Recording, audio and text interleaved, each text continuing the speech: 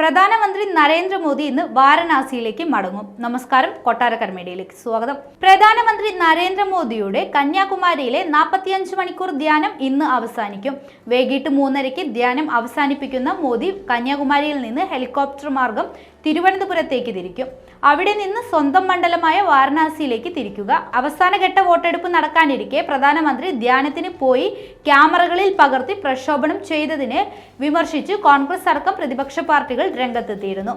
നിശബ്ദ പ്രചരണം ദിവസവും വാർത്താ തലക്കെട്ടുകളിൽ നിറയാനുള്ള നീക്കമാണിതെന്നും കോൺഗ്രസിന്റേതടക്കം പരാതികളിൽ തെരഞ്ഞെടുപ്പ് കമ്മീഷൻ അടിയന്തരമായി ഇടപെടണമെന്നും കോൺഗ്രസ് ആവശ്യപ്പെട്ടു. ധ്യാനം റിപ്പോർട്ട് ചെയ്യുന്നതിൽ നിന്ന് മാധ്യമങ്ങളെ വിലക്കണമെന്നും കോൺഗ്രസ് പറഞ്ഞു. മോദിയുടെ ധ്യാനത്തെ പരിഹസിക്കുന്ന കാർട്ടൂൺ TMC നേതാവ് മഹുവ മൈത്ര പങ്കുവച്ചു. 2000-ലധികം പോലീസാണ് പ്രധാനമന്ത്രിക്ക് സുരക്ഷ നൽകിയിട്ടുള്ളത്. അവധിക്കാലമായതിൽ തന്നെ കന്യാകുമാരിയിലേക്ക് സന്ദർശകരുടെ തിരക്കുണ്ടെങ്കിലും ഇവരെ നിലവിൽ വിവേകാനന്ദ പാറയിലേക്ക് കടത്തിവിടുന്നില്ല.